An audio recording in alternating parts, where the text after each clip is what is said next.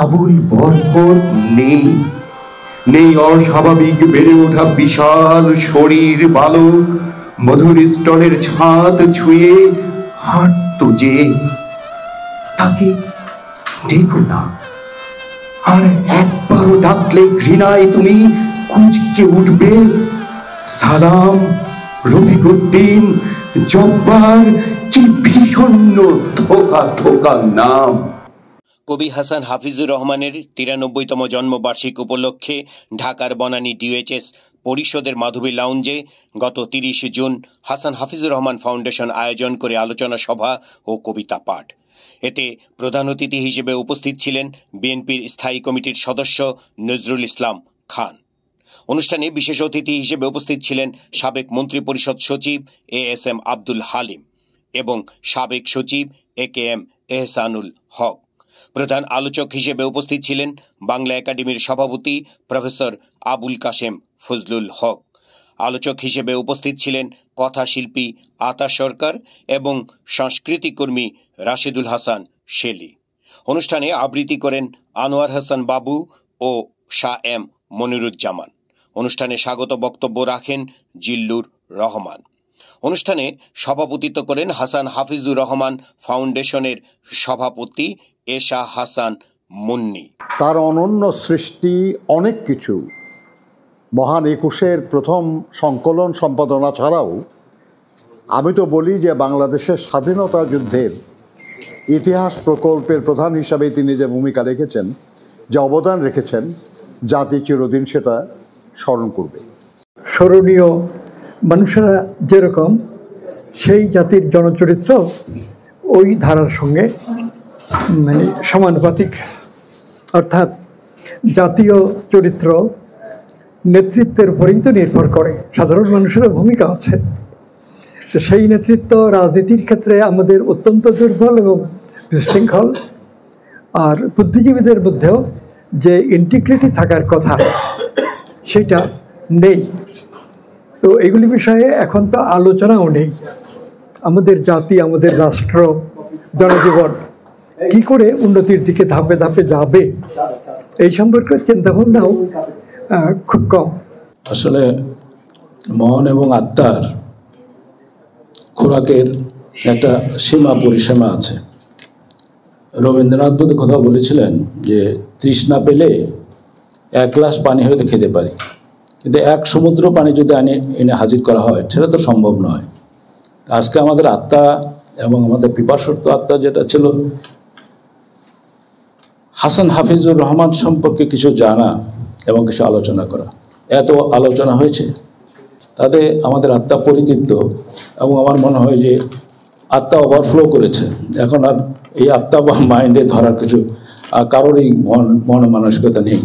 হাসান হাফিজুর রহমান মতো একজন সাহিত্যিক এবং মুক্তিযোদ্ধা হিসেবে যিনি প্রাণ না দিলেও তিনি সরাসরি মুক্তিযুদ্ধে অংশগ্রহণ করেছেন এবং তিনি এত সুনাম অর্জন করেছেন, বাংলাদেশের জন্য, মানুষের জন্য এত কিছু করেছেন, তার জন্য কিছুই নেই।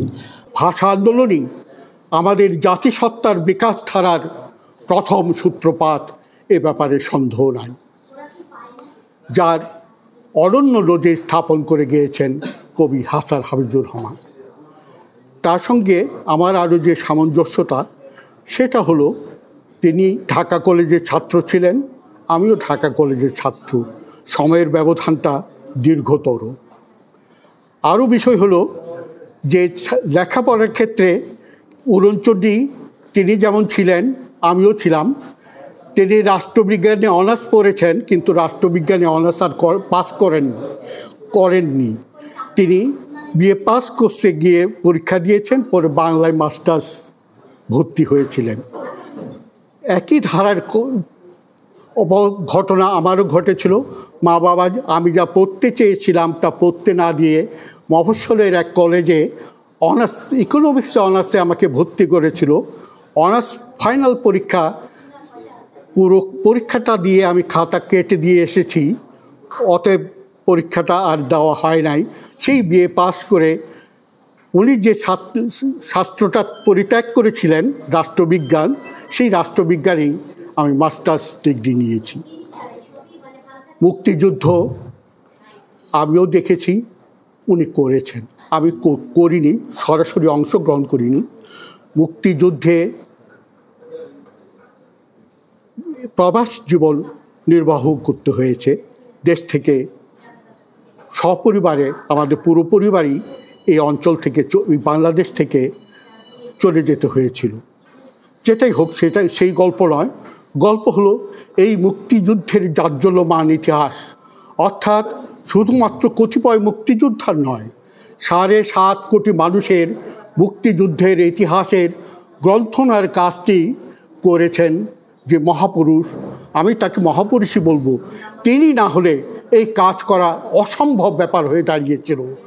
এখানে সরকারের, ব্যক্তির, গোষ্ঠীর যেভাবে প্রভাব বলয় সৃষ্টি করার চেষ্টা হয়েছিল, সেটাকে যেভাবে তিনি প্রোটেকশন দিয়েছেন এবং একটি নির্মোহ ইতিহাস রচনার কাজ করে গিয়েছেন, তিনি না থাকলে এই ইতিহাস প্রণয়ন সম্ভব হতো না। মুক্তিযুদ্ধ আমাদের ভাষা আন্দোলন যেমন আমাদের চৈতন্য প্রবাহ, মুক্তিযুদ্ধ আমাদের স্ফুলিঙ্গ। এই স্ফুলিঙ্গ আমাদেরকে স্বাধীনভাবে জীবনযাপন করতে অভ্যস্ত করেছে, বিদ্রোহ করতে শিখিয়েছে, সংগ্রাম করতে শিখিয়েছে। হাসান হাফিজুর রহমান সে তার কীর্তিমান পুরুষ। উনি কিন্তু এমন একজন মাপের মানুষ ছিলেন, তাকে বুঝতে হলে অনেক গভীরে যেতে হবে। উনি কিন্তু অনেক কিছু করেছেন, ওনার চিন্তায় অনেক গভীরতা ছিল। ওনার জীবনের যদি শুরুটা আমরা যদি বিবেচনা করি, উনি যেহেতু জামালপুরের মানুষ, জামালপুরের জন্ম, এটা আমিও জামালপুরের মানুষ হিসেবে এটা আমার জন্য একটা শ্লাঘার বিষয়।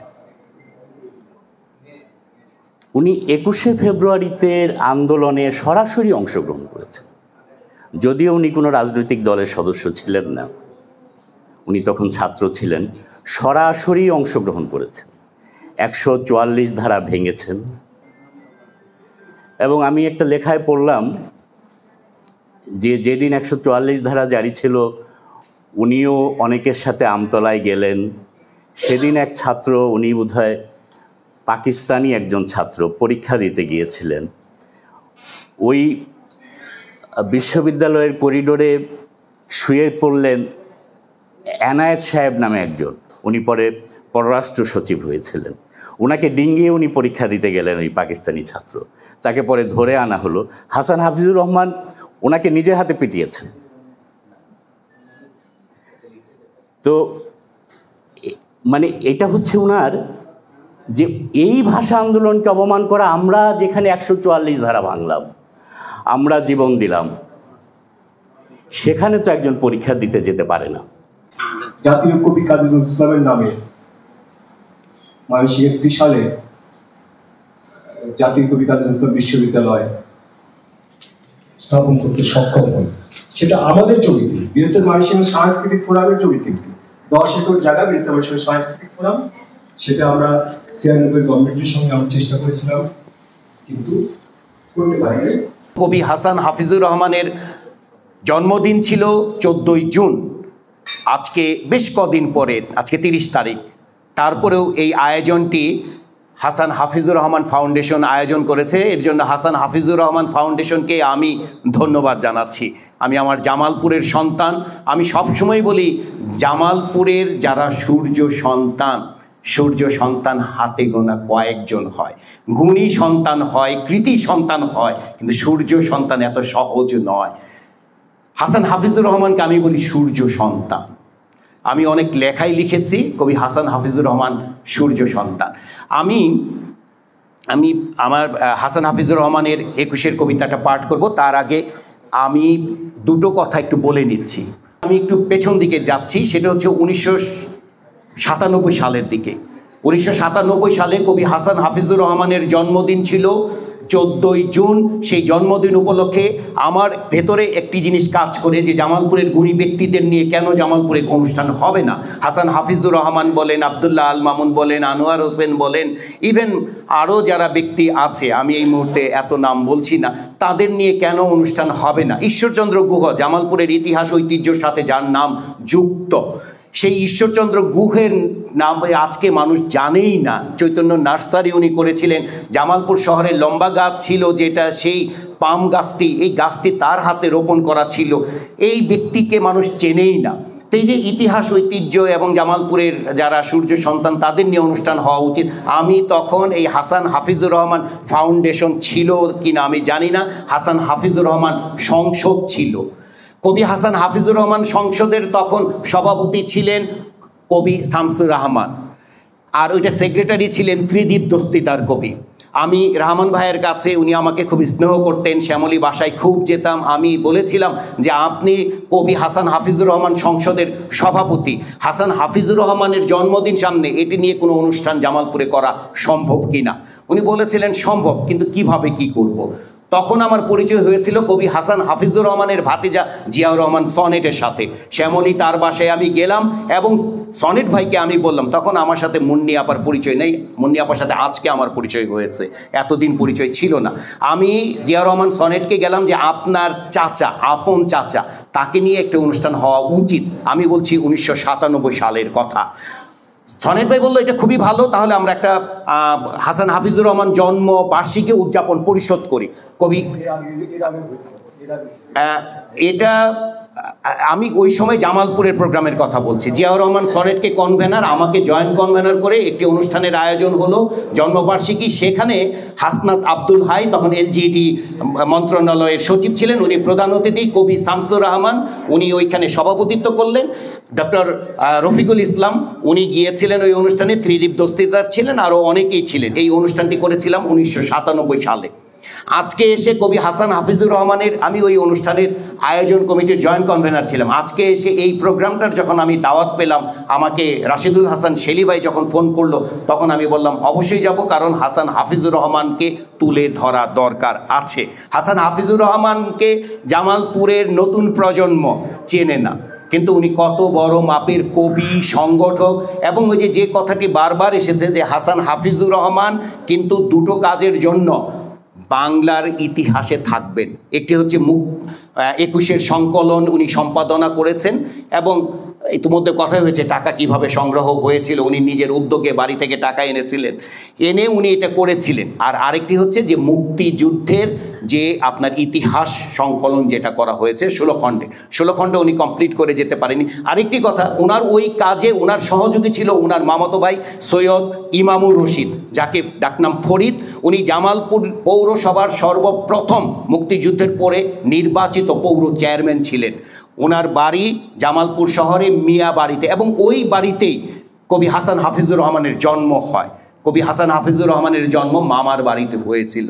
তাই এই যে সৈয়দ ইমামুর রশিদ, ওনার সাথে আমার খুব একটি ভালো সম্পর্ক ছিল। এবং সৈয়দ ইমামুর রশিদের প্রথম গ্রন্থ সেই 96 সালে আমি প্রকাশ করেছিলাম আমার প্রকাশনা সংস্থা থেকে, মুক্তিযুদ্ধের গল্পগ্রন্থ সংঘ মাছের চাবুক। এটি বলার উদ্দেশ্য একটি যে হাসান হাফিজুর রহমানকে নিয়ে অনেক লিখেছি, অনেক কাজ করেছি, অনেক কিছুই করেছি। আজকে এই অনুষ্ঠানে এসে এই আয়োজনের জন্য আমি সর্বপ্রথম ধন্যবাদ জ্ঞাপন করছি হাসান হাফিজুর রহমানের একমাত্র কন্যা, ছেলে আছে, একমাত্র কন্যা এশা হাসান মুন্নিকে এই আয়োজনটি উনি করার জন্য, এবং এই আয়োজনের সহযোগিতা করেছেন রাশিদুল হাসান শেলি। এর জন্য আমি শেলি ভাইকে ধন্যবাদ জানাচ্ছি। হাসান হাফিজুর রহমানের সমকালে বেশ কয়েকজন ব্যক্তির সঙ্গে আমার পরিচয় হওয়ার সুযোগ ঘটেছিল। বুরহানুদ্দিন খান জাহাঙ্গীর, শামসুর রহমান, আলাউদ্দিন আল আজাদ, আনিসুজ্জামান। আমি আলাউদ্দিন আল আজাদের কাছে শুনেছি তার প্রথম বই হাসান হাফিজুর রহমানের সহযোগিতায় প্রকাশিত হয়েছিল। যারা সুধীবৃন্দ আছেন তাদেরকেও অনেক ধন্যবাদ, এতক্ষণ ধরে সবার বক্তব্য শুনেছেন, অশেষ অশেষ ধন্যবাদ।